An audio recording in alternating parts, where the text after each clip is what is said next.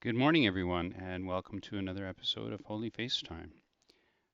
This morning, I wanted to is the July 5th, and it's the dedication of Our Lady of Cambray, Arras, France. Um, so this particular beautiful image dedicated to Our Lady is just beautiful, and I'll leave a link, of course, in the show notes so you can have a look at the picture.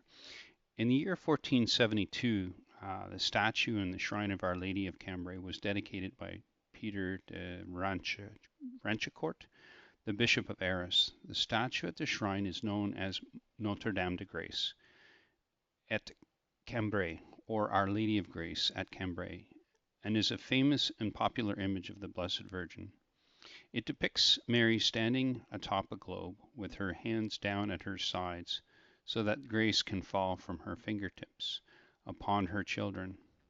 There's also a miraculous icon of the Blessed Virgin holding her divine infant in a tender embrace. The image is said to have come to Cambray from Rome in about 1440, and it is ascribed to St. Luke the Apostle. The icon is also known as Our Lady of Grace and is considered the patroness of Cambray. The icon was crowned in the year 1894 and is proudly taken from the streets of Cambray in procession on the eve of the Assumption each year. It's interesting to note that the statue and the icon are completely different poses. They don't look at all like each other, but they both have the same name in terms of Our Lady of Grace. The church was first built in honor of Our Lady in the year 524. And this church was reduced to ruins by the Normans in the year 882. A few years later, it was rebuilt by Docellon, 21st Bishop of Arras, in the year 890. After having been burnt again in the years 1064 and 1148, it was rebuilt later in the same century. During the French Revolution, that church was destroyed, although the Abbey Church was allowed to stand because it was profaned and used as a temple of reason by the unreasoning. The present structure was built during the years 1696 to 1703, and upon the site of the former church, this church was also damaged by fire in 1859, was restored and consecrated in 1894, and was severely damaged during World War I and again in World War II. The Paix des Dames, or the Women's Peace that ended the war between Spain and France in the year 1529, was signed at Cambray on the 5th of August. The cathedral is now a national monument, as at so many of her shrines. Our Lady of Cambray here also bestowed graces and favors and miraculous answers to prayers upon her devotees. So I just want to discuss the picture a little bit.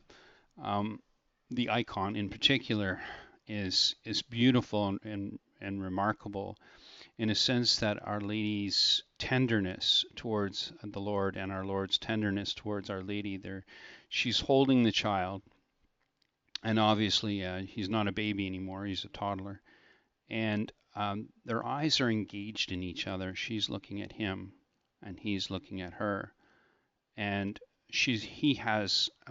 our Lord is grasping her veil or her mantle with one hand, and with the other hand he's supporting her chin or lifting up her chin.